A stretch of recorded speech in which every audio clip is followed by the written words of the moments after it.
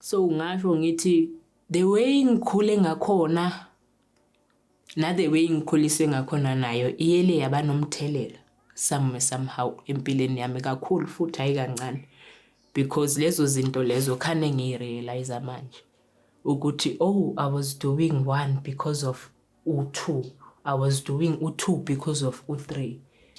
Ihambe yaphelela ngokuthi end up ngibasejele because indaba yokuthi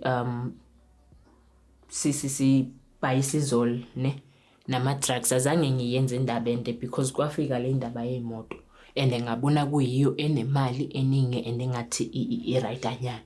So ngavele ngaqhubeka ngayo even though nanamhlanje akekho umuntu owazi since nje sashaya clean job until the last crime esayiboshelwa. I won't say ngikhulele kubomama because nabo kubobaba bebanesandla ekungikhuliseni, and I wouldn't say ngikhulele kubobaba because nabo abakubomama bebanesandla.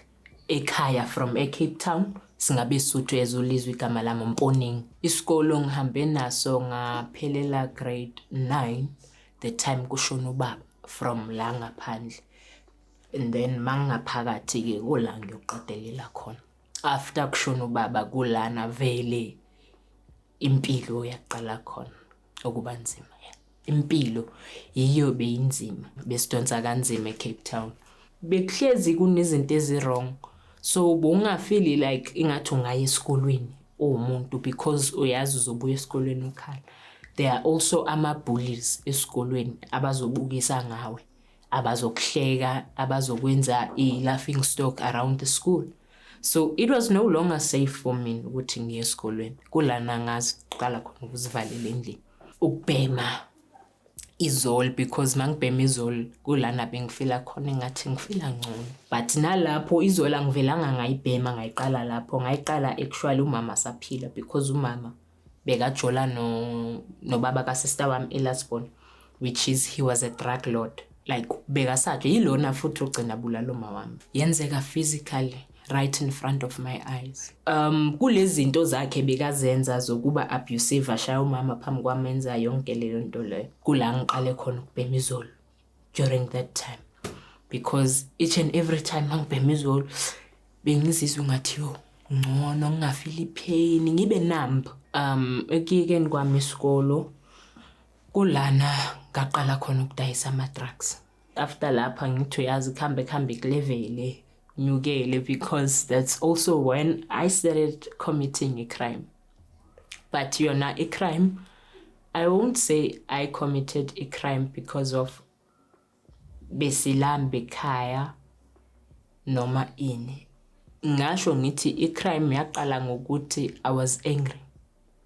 I was very angry when I started to commit a crime because mangithi ngiyabheka emuva nabantu ngabathathela imoto ngaba hijack, akekho umuntu wesifazana ngingambamba noma ngabe bengithola i-chance, but bengemiyeka ndlule. But because of I had anger against men, I wouldn't let you pass. As a man, I wouldn't let you pass. We were carrying guns. We were 3. We started committing crime siba 3. But because of lo omunye uyele wabana mkhobolo along the way, sa end up as 2. Begu Amachita was the only female. How do you prefer to be addressed? Do you prefer female or? Mina ngizosho ngithi umuntu angangi-addressa ngendlela yena feel comfortable ngayo, because mina I will understand umuzothi bhuti ungibona sekungathi ngiwumuntu ongubhuti. I will understand umuzothi sisi, because at the end of the day and at the back of my mind ngiyazi ukuthi angiyena ubhuti. I'm just a woman who's attracted to another woman, so I will understand either way. Unomunye umjida bekabuya eTanyana, umjida wakhona naye bekabhayisa izolo, ngimazi ngokubhayisa izolo, and ekubhayiseni kwakhe izolo umjida beka yenza ezinye izinto emasayidini. So he came up with indaba yoku hijacker because bekathi kunomuntu amaziyo ufuna imoto, but akazi ukuthi angayithola kanjani. Ukuthi umjida bekaboshelweni phambilini angaze ngayihlupha ukuthi ngimbuze. So our first time committing crime sa request iUber. Requesting kwethu iUber, we had guns. Amagana afika kanjani sifika ngokuthi lo hrunta lona vele yena umuntu osenama khona wakhe. So thina we had to go and buy ekuzoba yethu sizoyishare nomjida lo wesithathu, uyabona. So saqala lapho sa request Uber, requesteni kwethi Uber samsusa umjida lana. Sathi siyendaweni ethizini kuye vele wasipick up ku pick up point. Mase sifika manje uthi yena kumele asihlise thina sesihlisa yena. Hayi phuma vele mfethu. Asicabani asifuni lutho sifuna nje itrans yakho mfethu nawo uhambe kanje nathi sophuma kanje. And masiboshwa kanje siboshwa singayiplanelanga as usual lento. Sasesenza nje cause sasithola ichance at that time. And we wanted to use i-chance lesa siyithola kanti kulana siyoyifaka khona etanyana. So ama-charge wethu ayemaningi ngaleyo ndlela leyo yokuthi azange sithole i-chance yokuthi siphume nge-bail or free bail or outside sentence. Bathi nje singene phakathi. So that trial for how long? Satrayela unyaka. Angifuna ukuqamba manga first day nje lapha kwakungekho easy. Ngatatazela ngisangena. Ngacishe ngayichamela futhi. So mina mangingena kanje vele ukuthi bangise emaselini ngabreaka epassagini lapha kule corridor ngabreaka. Noma ngibuza ukuthi hey ndoda hamba. Batshela ukuthi ngiyasaba bathi the time commit crime bongasabi. Ngena ngaphakathi yohlangana nezintanga zakho. Kwaphela ukwazi, kwaphela ukuhlakanipha, kwaphela yonke into. Because angaze phela mina ngicabanga ukuthi ngazibona ejele. Indaba ejele nje angifuna ukuqamba manga bengekho la kimi emqondweni. Ngithe mase ngihlala kuma big cell kula ngiqala ukubona khona ukuthi ya kusejele manje la. Kusejele because okuqala kumele ulala ungalele. Untshontshelwana ngala amateki wakho in ungacabanga ukuthi mawantshontshiwe amateki wakho uzowabona. Ayothengiswa kwenye indawo noma azohambela inini phezulu ema outing ayodayiswa ngale next door. Ebusuku mabaqeda ukulokha iyahamba erof ziyahamba ibin phezulu. Trading iyaqhubeka. Uyotrade amateki wakho noma leyo nto whatever bayintshontshile kuwe. Bayoyitrade into yokubhema or whatever bayifunayo le. Lelanga esasentence bangalo kushuthi sathi masifika thina enkantolo. Safika vele ngithi ama family wethu bebasifunele uadvocate ozosimela. So safika vele sabizwa masithi siyohlangana naye ekamereni eroomini. There was this room abasifaka kuyo sahlala phansi neadvocate yasibuza ukuthi sifuna ukwayi na. Samtshela ukuthi yebo athi lana uzosi-explainela ngesentence yethu. Wasihlalisa phansi wathi bafethu there is no way yokuthi ningaphuma la.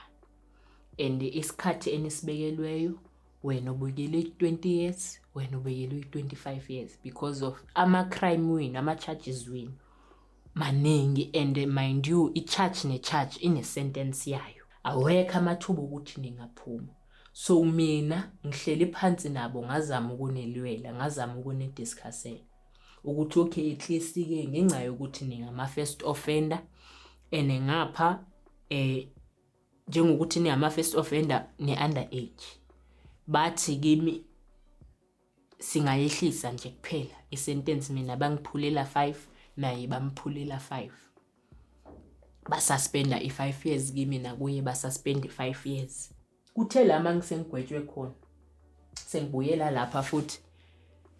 Angithi njalo mangibuye ecourt ifamily ithola ukuthi beyilaphi ngiphathele lokudlanyana ugwayi lezo zinto nyana. Hayi mangibuyele emuva manje sengigwetshiwe phela akusafani. Yani vele ngiphethe into zami lana ifike letwana le as usually jwayele ukungichwagela izinto ngithi ende ngiyeke mina ngitshela ukuthi ngizoyeka. Kwaba yilanga angazi ukuthi ngangikwatiswe ukuthi ngicede ukuzwa lento engicede ukuyizwa ukuthi ngigwetshwe iminyaka engaka okwakuyini. Ngamshaya ngenqindi kushuthi wandiza wayowela le nama bebhekile akaze bakhulume next basho next because yena uza ngale into yokuthi ithi sibone namhlanje uze nani la iplastic ngishuthi ngamjikisa ngomunye uright bheka azange ngihesitate futhi. Since that day kulaba aqala ukubona khona ukuthi ayi awuthi sibuyele emuva kancane ke manje bathi ubona nalapho ukuthi yazi khona lezi esizamayo because sisase ama juvenile. Kwahamba isikhathi ekuhambeni kwesikhathi ngashintshwa mina kule jail leli ngoba bangitshela ukuthi angigwetshwe kakhulu and angeke ngikhona ukuseva isentence yami lapha ngoba akusijele labantwana. Ngayiswe ePauls. Mangifike ePauls kula ngirealize khona ukuthi hayi man mina la bengikhona bengingekho sejele nale ejele. Ekuphumeni kwami ejele ngiphume ngitshela ukuthi I'll go outside ngizama ukuthola umsebenzi, ngizama ukuthola lawa matorhwana ngizokhona ukuncenga ngempilo, because I've realized while I was behind bars ukuthi le damage engiyikhosile ye-crime, it was not worth it, and nga-end up ngiyi-regreta somehow nge-most izinto esengizenzile. And I can't even repay laba bantu laba, or angisakhona ukulungisa. Ngiyayisola manje. I so wish I could turn back the clock. I didn't know i-damage ebengiyenza by then, but manje ngirealizile, ngiyayisola. Okwamanje I was writing, I keep on writing ever since ngisejele nje angikaze ngayeka ukubhala. So bengibhala incwadi about ubomi bami, but akusiyo incwadi, it's a series. The only way engizitshele ukuthi ngingasurvive ngayo okwamanje ukuthi ngiqhubeke ngeincwadi zami, ngizame ukuthola usizo ukuthi ngipublishe. Okokuqala lento bengifuna ukuyenza, it's like a show.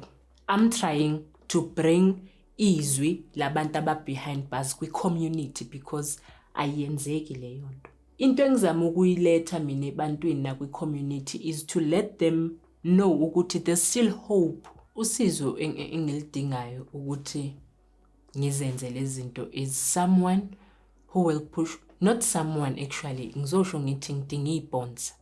Kumanje ngiyazama ukudayisa lawa ma-perfume nyana ama-R60 so that ngizozithengela etoiletry.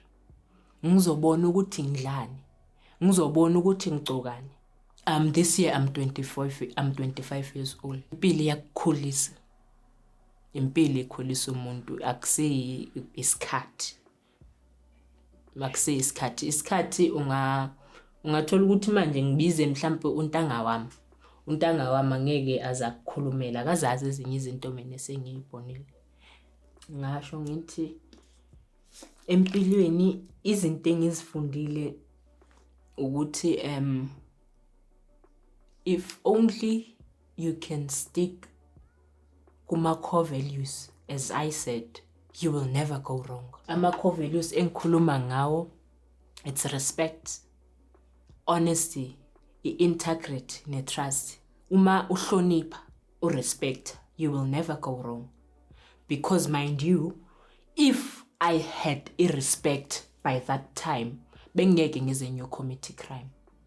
I was going to respect umuntu wale moto. I was going to respect imoto ngoba kusiyami yomuntu.